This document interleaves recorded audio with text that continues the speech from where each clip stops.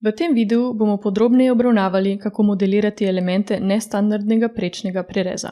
V tlorisu smo z običajnimi 2D linijami ali polilinijami narisali obliko želenega prečnega prereza. Prva stvar, ki jo moramo storiti, je shraniti naš element v knjižnico. Lahko shranite pod pisarna, projekt ali zasebno.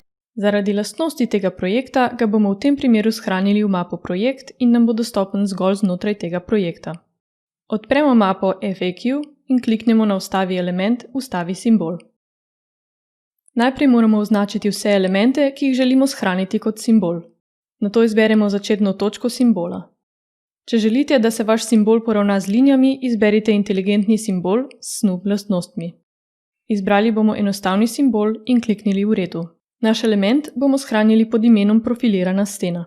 Na levi v paleti lahko takoj vidimo, da je naš element shranjen v knjižnici.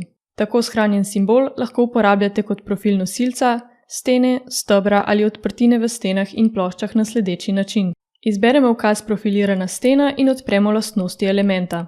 Da pridemo do našega profila, kliknemo ikono mape in izberemo predhodno shranjeni simbol.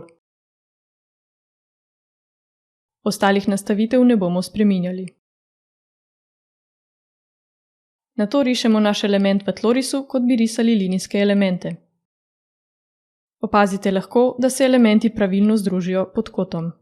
Hvala za vašo pozornost in želimo vam prijetno delo v Allplanu.